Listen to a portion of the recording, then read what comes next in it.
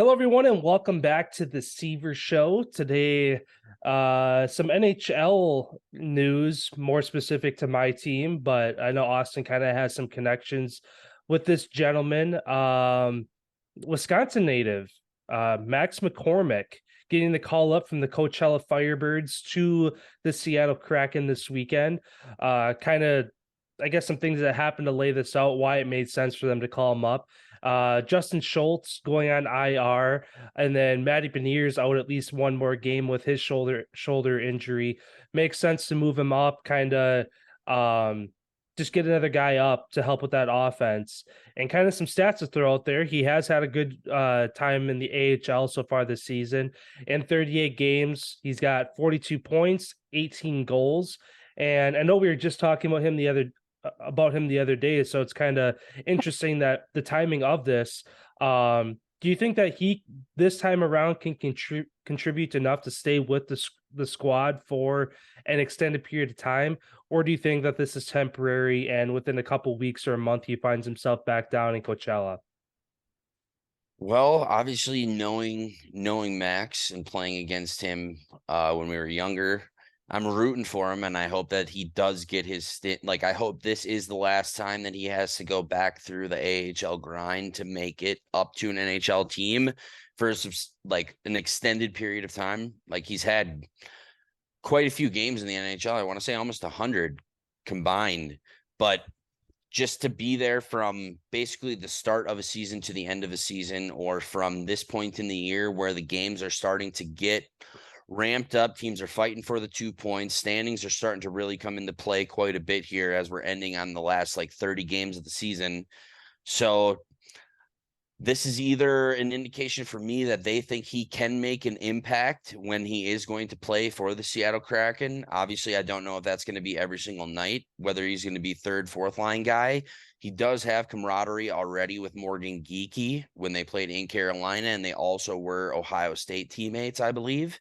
So I could see him hopping in on that line right along with Sprong there. But the question, like, I'm going to ask you, since you watch them, all the time, who would be a guy who is not producing that would even offer up a spot? Because, like you said, those guys going to IR, you also have Chris Dreiger out, who's injured right now, Jaden Swartz, who's out right now, injured, Beniers. Like, those are three guys who are all vets in the league or making a name for themselves who provide a lot of production to this lineup. What spot would even be open, do you think, for him? Because And I feel like he's the player he is, he deserves it. He would be that third, fourth line guy who stirs it up, plays the physical game.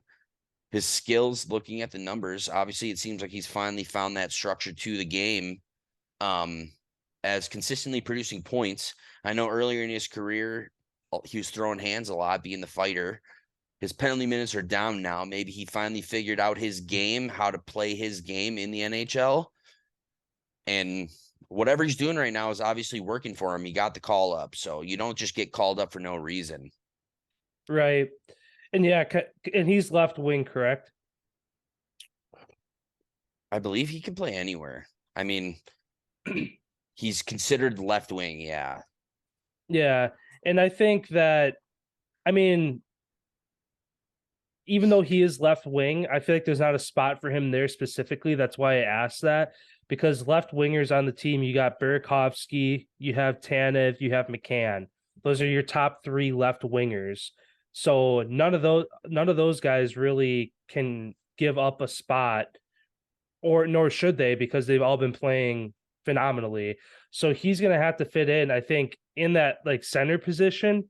I know Yanni Gord, he just came back this week off injury on Wednesday. That was his first game in a while. Beniers is now out. And behind that, you have Schwartz, Geeky, Donato. They have a lot of great guys who are centers, but that list of centers goes on and on and on to where I feel like that's where he would fit in. Um, I mean, how hard is it? Like, if you're playing left wing, how hard is it to switch to the right wing? Because obviously, all of a For these sudden, you're guys, For these guys, it shouldn't be anything, honestly. Just maybe the part in your brain, like if you played a position for so long, the way that you think about something, you're just gonna have to do the opposite of that.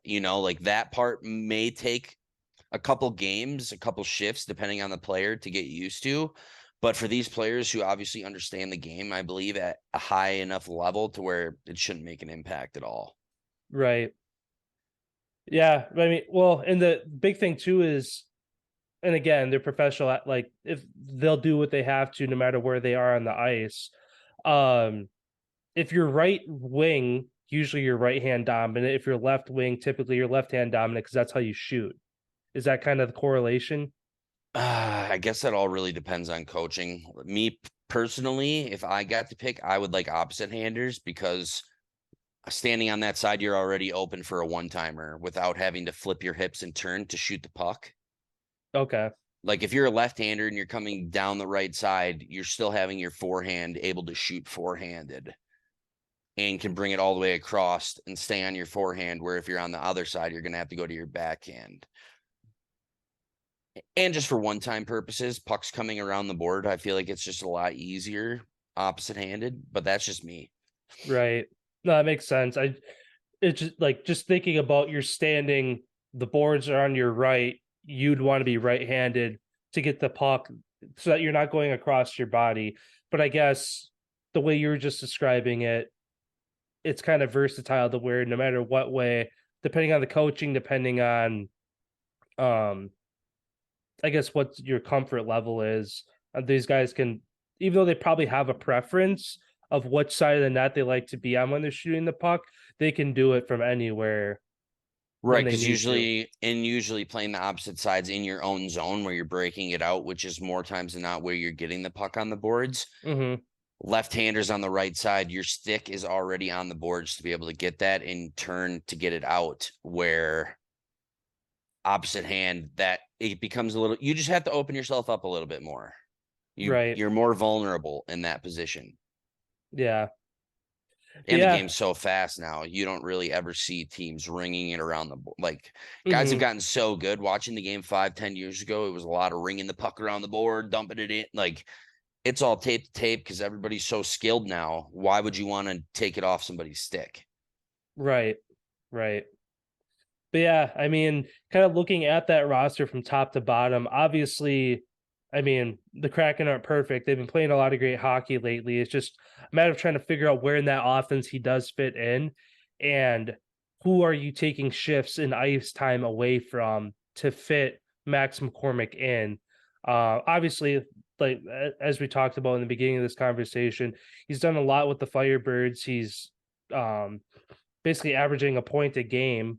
So he's productive at that level, but can he transfer that over to the NHL ice and not be a liability to somebody else by taking minutes away from them when they could potentially offer more than he does? But I mean, he got the call up for a reason. They went to call them up if they didn't think that he could contribute in some way. So I mean, Absolutely. And just looking at obviously, like, sorry to cut you very off, good. John Hayden. I see he's got only got 2 games played. So maybe he's giving him a competition of who's going to be that fourth line guy. Like Right. who's gonna get to stay. Right. And it's funny that you mentioned him because he just got Yeah, and he's got his one first goal. last night. He had his first goal. um so yeah, obviously they're start in their third and fourth lines, some guys who haven't really gotten much playing time. Even Fleury, he's one of those guys too that doesn't see a ton of ice time. I think that Max McCormick kind of fits into that grouping of 4 to 6 guys um like Hayden, like Fleury, like Susie. Well, Susie's more, he contributes more than these guys do, but nonetheless, just kind of these bottom handful of guys. I think McCormick fits into that, and it's just a matter of when he is on the ice, is he making a difference? And the big thing in hockey too is that plus minus. Is are you on the ice when good things happen? Or are you on the ice when bad things happen? That the coaches look at that a lot, and I feel like McCormick, his first stint that when he was up with the Kraken last year during their inaugural season, I feel like he was just not on the ice at good times. His plus minus wasn't great. He wasn't really getting points, whether it be assists or goals, and that's Yeah, kind of where he fell down. he didn't get any point. He was +1 through 10 games last year. No points. Okay. Yeah. I mean, obviously being plus one better than being negative, but nonetheless, 10 games, you're on the ice to only contribute towards one goal. Like you want a little bit more productivity out of that from your offense. Yeah, I'm just hoping that this time around he finally figured it out, like because all of his numbers and stuff's reflecting that. I really hope. I'm rooting for him. Yeah. Yeah. Like it's both being a Wisconsin guy, both of us grew up in Wisconsin. Anytime I mean, across all professional sports, anytime there's a Wisconsin native that has a chance to make some noise, it's kind of that extra. You're pulling for them a little bit, and especially in my case now with him being on the Kraken. I mean, I'll definitely going to be under the microscope for me to kind of see what he does when he does get an opportunity. I know his first game up here on Saturday night, it was a healthy scratch. Whether that was just the timetable of him not having enough time to get up from California and be ready to play, that I could be think it. that's probably. I'm probably that's probably the issue. Yeah, because then you have less than 24 hours to, all right, you're coming up to the team. Are you going to be ready to play? Probably not. So coming out of the All-Star break, hopefully we'll see some ice time from him. And that's flying, making sure your bag gets there. There's a lot of things to figure out going from one place to the other. I know Spit and Chicklets does a really good job of talking to their players and explaining the actual process that sometimes you're driving across the country and you got 5 days to get there. Right. Yeah, there's a lot that goes into consideration with that, but Yeah. Well, Max McCormick, the Seaver Shore's rooting for you, bud. yeah, we're in your corner. But yeah, that's gonna wrap it up for this week. Yeah, any other news that comes out about our favorite teams, just like the situation with McCormick, we're always trying to stay on top of it. And as always, you can check out all of our sports betting picks, advice, all that good stuff over on all of our socials. Yeah, we appreciate you guys, and we'll see you next time. See you next time.